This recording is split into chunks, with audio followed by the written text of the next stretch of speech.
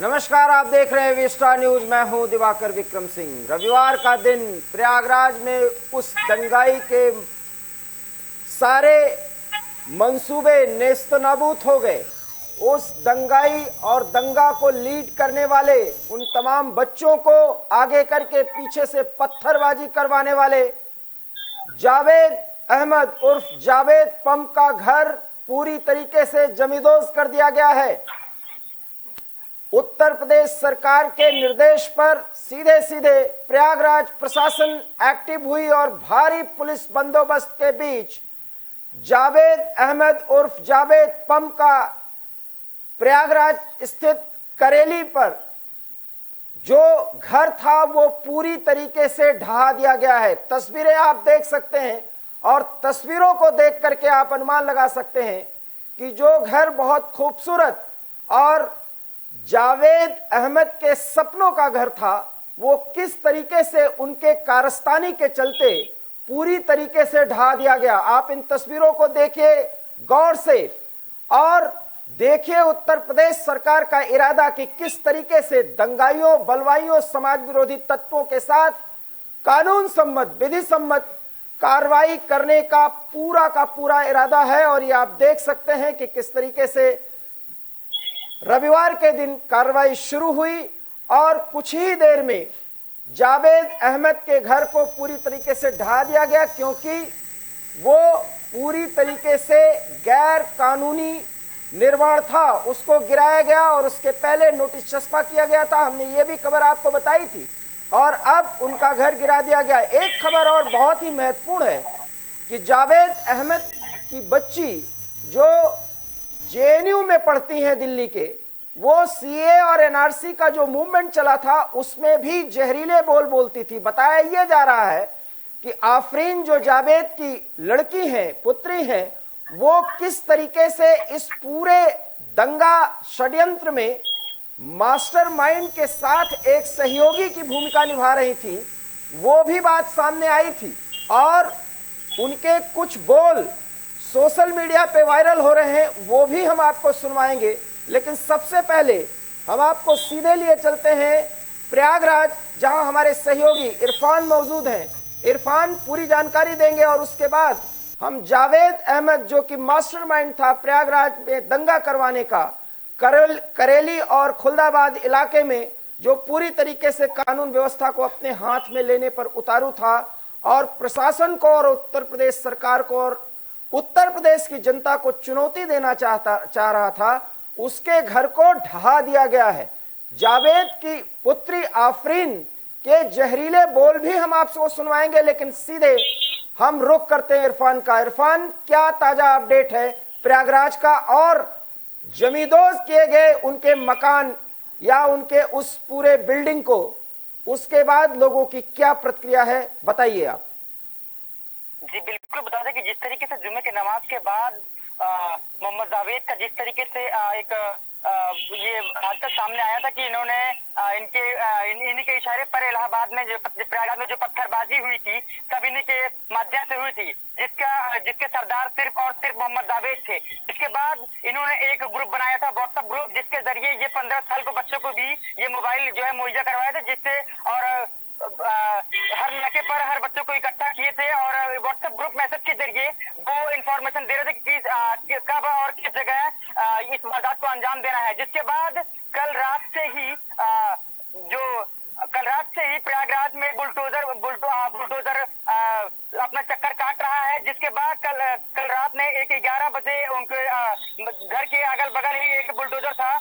इसके बाद आज सुबह 11 बजे एक बुलडोजर और आया है, जिसके बाद इससे अंदाजा लगाया जा रहा है कि पीडीए की नजर पूरी तरीके से इनके ऊपर पड़ चुकी थी, मोहम्मद जावेद के ऊपर, जो कि इनका जो जमींदोज किया गया जिस मकान को, वो पूरी तरीके से अवैध था, जिसको लेकर बुलडोजर सुबह से ही लगा हुआ था। और अब जो शाम टाइम में जाके जो है पूरी बुलडोजर की कार्रवाई पूरी हो चुकी है।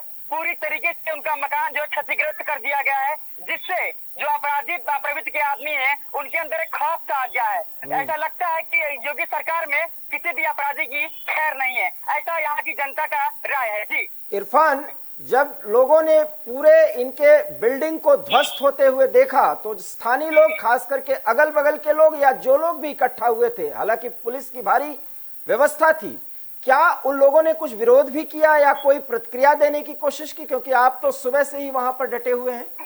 जी बिल्कुल, बता दें कि कल रात से ही जो मोहम्मद जावेद के परिजन थे उनको बताया गया था कि आप जो है सुबह 11 बजे तक मकान को खाली कर दें, अन्यथा प्रशासन को मजबूरन जो है पुलिस प्रशासन द्वारा आपका जो है मकान खाली करवाया जाएगा। लेकिन बावजूद इसके जो मोहम्मद जावेद के परिजन थे उन्होंने मकान को खाली नहीं किया, जिसके बाद पीडीए और जिला प्रशासन की मौजूदगी में उनके घर को खाली करवाया गया। इसके बाद उनके मकान को रिश्ते नाबूद कर दिया गया। जी, क्या उनके जो परिजन थे उनको मकान के अंदर से निकाला गया तो प्रशासन की देखरेख में कितने लोग थे और उनको निकाल करके कहां रखा गया? क्या उनके साथ सुलूक किया गया, इस संबंध में भी कोई जानकारी आपके पास? जी बिल्कुल, बता दें कि पुलिस उनके साथ में बिल्कुल एक नॉर्मल सा व्यवहार रखी थी, उनको समझा रही थी कि अगर अवैध कब्जा किया गया है, अवैध निर्माण किया गया है तो उसको जबरन आप अच्छे से मतलब जो है सही से खाली नहीं करेंगे तो उसको प्रशासन मजबूरन में खाली करवाएगी। और आखिरकार में वही हुआ। सुबह से ही लगी बुलडोजर लगी थी, पीडीए और जिला प्रशासन की भारी जो है एसएसपी प्रयागराज ने जिला मुख्यालय से भारी सुरक्षा की मांग की थी, जिसके बाद जिला मुख्यालय ने उन्हें बड़ी सुरक्षा के साथ काफी जो है सुरक्षा उपलब्ध कराई थी। एंटी करप्शन भी था, इसके बाद आपका रैपिड एक्शन फोर्स था और भारी तादाद में पांच कंपनी के सीएसटी फोर्स तैनात थे जो कि बाहर से भी कुछ आए थे। इसके बाद तब जाके मौके पर ये लोग काबू पाए हैं। जी इरफान, एक खबर यह भी है कि इनकी लड़की जो दिल्ली में पढ़ती हैं, ऐसा बताया जा रहा है कि वो जेएनयू की स्टूडेंट हैं और सीए एनआरसी के दौरान भी इनके बोल बड़े जहरीले थे। इनकी भी कुछ भूमिका एक सहयोगी के तौर पर थी अपने पिता को इस स्तर पर मास्टरमाइंड बनाने के संदर्भ में, जहां तक बातें की जा रही हैं। क्या कुछ ऐसी भी जानकारी मिली है? जी बिल्कुल, जो इसके पहले दंगा हुआ था इसमें जो है सीएए और एनआरसी को लेकर, जिसमें उनकी एक बच्ची है जो दिल्ली में एयू में पढ़ती है जिसका नाम आफरीन है, कहीं न कहीं उसका भी इस मामले से लेना देना है। तो व्हाट्सएप ग्रुप सारी चेक की जा रही है।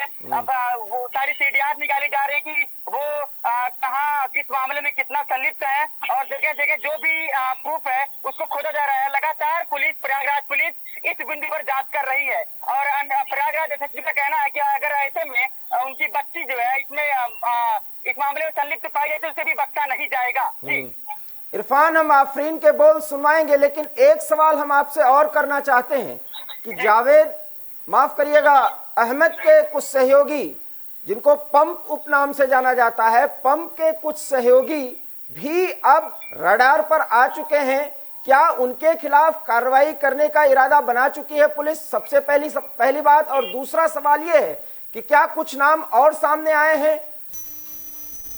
जी बिल्कुल, ऐसे कई नाम सामने आए हैं और जो भी मोहम्मद जावेद से जो भी लगा हुआ था पुलिस उनकी तलाश कर रही है। लगातार जब से इस मामले को इस घटना को अंजाम दिया गया है, पुलिस लगातार इस बिंदु पर जांच कर रही है और एडीजी प्रेम प्रकाश प्रयागराज से कहना है कि इस मामले में जो भी संलिप्त होगा उसे कतई बख्शा नहीं जाएगा। जो हादसा इनके साथ में मोहम्मद जावेद के साथ में हुआ है, जो भी इस मामले में संलिप्त हैं उनके साथ भी यही सुलूक होगा। और लोगों का ये भी कहना है कि योगी सरकार में जो भी इस तरीके से इस घटना को अंजाम देना चाहेंगे उन्हें कतई बख्शा नहीं जाएगा। जी, क्या करेली और खुलदाबाद इलाके में कोई तनावपूर्ण स्थिति है इस कार्रवाई के बाद? जी बिल्कुल, इसीलिए हर नाके पर हर चौराहे पर भारी पुलिस बल मौजूद है। जहां तक कि महिला पुलिस फोर्स भी अभी तक वहां से जो है हटी नहीं है। लगातार हर चौराहे पर, हर नाके पर जो है पूरी तरीके से पुलिस मुस्तैद है। जी, कि ऐसी घटना दोबारा ना घटने पाए, जिस तरीके से जुमे की नमाज के बाद प्रयागराज को एक सुनसान जैसे घमासान एरिया को अंजाम दिया गया था। जी, जावेद अहमद को कहां रखा गया है? क्या वो पुलिस के निगरानी में है और क्या उनसे पूछताछ और भी हो रही है? इस संदर्भ में कोई जानकारी आपके पास?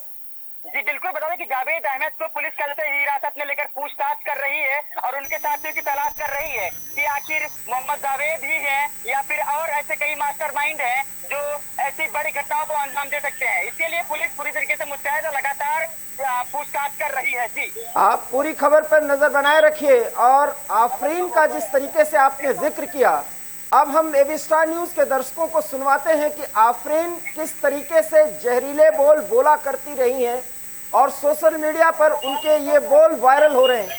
हम आपको सुनवाते हैं कि सीए और एनआरसी के दौरान आफरीन के क्या विचार थे, कम से कम भारतीय कोर्ट के बारे में और भारत के सरकारों के बारे में।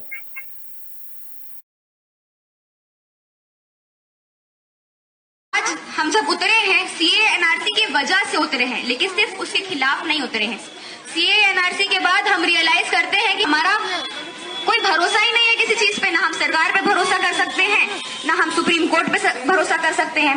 ये वही सुप्रीम कोर्ट है जिसने इंडिया की कलेक्टिव के लिए उसको फांसी पे चढ़ाया था। ये वही सुप्रीम कोर्ट है जो आज पता चलता है कि अफजल गुरु का पार्लियामेंट अटैक में कोई हाथ नहीं था। ये वही सुप्रीम कोर्ट है जो कि पहले बोलती है कि बाबरी मस्जिद के नीचे कोई मंदिर नहीं था, ताला तोड़ना गलत था, मंदिर मस्जिद गिराना गलत था, और फिर बोलती है कि यहाँ पे मंदिर बनेगा। तो हमको सुप्रीम कोर्ट से ना कोई उम्मीद है। ये है आफरीन के बयान। उनको भारत के न्यायपालिका पर भरोसा नहीं रहा है, उनको सरकारों पर भरोसा नहीं रहा है, और वो किस विचारधारा को मानती हैं ये आप सहज अनुमान लगा सकते हैं। और बताया तो ये जा रहा है कि जावेद अहमद उर्फ पंप जब पूरे इलाके में प्रयागराज में बलवा दंगा और समाज विरोधी तत्वों को आगे करके पत्थरबाजी के द्वारा प्रशासन को डराना चाहते थे, योगी आदित्यनाथ सरकार को एक संदेश देना चाहते थे, वो भी जुमे के नमाज के दिन। उसके बाद ये भी पता लगाया जा रहा है कि आफरीन और उनके जैसे लोगों ने किस तरीके से अपने पिता को बहुत कुछ इनपुट दिया कि किस तरीके से षड्यंत्र को आगे बढ़ाया जाए। इस दृष्टिकोण से भी पूरे मामले की जांच की जा रही है। तो एबी स्टार न्यूज पर ये दो बड़े मामले और दो बड़ी जानकारियां हम आपको देते हुए हम एक बार आपसे फिर अनुरोध कर रहे हैं कि इन खबरों को देखने के बाद आप सहज अनुमान लगाइए कि सरकार और न्यायपालिका पर भरोसा रखते हुए, भारत के कानून और भारत के संविधान पर भरोसा रखते हुए कुछ भी ऐसा न करिए जिससे समाज में डर पैदा हो। और जिन दंगाइयों और बलवाइयों ने पत्थरबाजी के जरिए डर पैदा करने की कोशिश की और मास्टर माइंड बने कुछ लोग जिस तरीके से कानून को अपने हाथ में लेकर के शासन को चुनौती देते नजर आए, आज उनका क्या हश्र हो रहा है ये आप एबी स्टार न्यूज के स्क्रीन पर देख सकते हैं कि जावेद अहमद उर्फ जावेद पंप का घर जो पूरी तरीके से इल्लीगल था, गैर कानूनी तरीके से जिसका निर्माण हुआ था प्रयागराज के करेली इलाके में, उसको प्रशासन ने पूरी तरीके से ढा दिया है। और जावेद अहमद से आगे भी पूछताछ चल रही है, व्हाट्सएप खंगाले जा रहे हैं, जो भी आरोपी हैं, जो भी लोग गिरफ्तार किए गए हैं या जिनको हिरासत में लिया गया जा रहा है, और ये जानकारी ली जा रही कि किस तरीके से बच्चों को आगे करके ये सारा काम कराया गया और पत्थरबाजी कराई गई, जिसमें कई अधिकारी भी घायल हुए थे और पूरा इलाहाबाद सहम सा गया था। प्रयागराज में एक सहमी हुई जनता किस तरीके से शांति की कल्पना कर रही थी, आशा कर रही थी, प्रार्थना कर रही थी। हालांकि शांति कायम हो गया है, तनावपूर्ण स्थिति बनी हुई है, लेकिन ऐसे समाज विरोधी तत्वों के साथ क्या बर्ताव किया जाना चाहिए ये योगी आदित्यनाथ सरकार ने दिखाया है और प्रयागराज प्रशासन ने उसको बखूबी अंजाम दिया है, वो भी हर कानून के हर एक पहलू का साथ लेते हुए। इरफान अगर हमारे साथ मौजूद हैं तो इरफान, हम आपसे एक जानकारी और लेना चाहेंगे कि क्या प्रशासन आगे भी कुछ और बिल्डिंग्स को गिरा सकता है या इलीगल कंस्ट्रक्शंस को गिरा सकता है जब नाम सामने आएंगे? जी बिल्कुल, प्रयागराज पुलिस अभी तक लोगों के नाम खंगाल रही है और जैसे ही सबका नाम सामने आता है जरूर कहीं न कहीं ऐसे लोगों पर बिल्कुल प्रयागराज पुलिस कार्रवाई करेगी। और इसी तलाश में लगातार पीडी भी लगी हुई है, कल से लगी हुई है और शायद यही वजह रहा है कि प्रयागराज में जो आज कार्रवाई हुई है, इतनी बड़ी कार्रवाई हुई है मोहम्मद जावेद के साथ में, तो ऐसा लग रहा है कि कहीं न कहीं अपराधियों में खौफ नजर आ रहा है कि अगर वो इस घटना को अंजाम देने में अगर ऐसे दोबारा कोशिश करेंगे तो उनके साथ भी यही असर होगा, जिससे इस सरकार ने बिल्कुल बख्शा नहीं जाएगा। जी, आप पूरी खबर पर नजर बनाए रखिए इरफान, हम समय समय पर अपडेट लेते रहेंगे और इसी तरीके से आप एक बहादुरी भरा पूरा अपना रिपोर्टिंग वर्क जारी रखिए। आपको शुभकामनाएं और अपना ख्याल रखिएगा, क्योंकि पत्थरबाजी का दौर कभी भी कहीं भी शुरू हो सकता है। इसलिए अपने को भी आप सुरक्षित रखते हुए आप रिपोर्टिंग करिए। एबी स्टार न्यूज पर आपने जो कुछ भी देखा उससे साफ हो गया है कि दंगा करने वाले दंगा तो कर सकते हैं, लेकिन उसका अंजाम उन्हें भुगतना ही पड़ेगा। एबी स्टार न्यूज में फिलहाल बड़ी खबर में इतना ही। देश और दुनिया की तमाम बड़ी खबरों के लिए आप देखते रहिए एबी स्टार न्यूज, क्योंकि यहां खबरों का सिलसिला कभी नहीं थमता। फिलहाल मुझे दीजिए इजाजत, नमस्कार।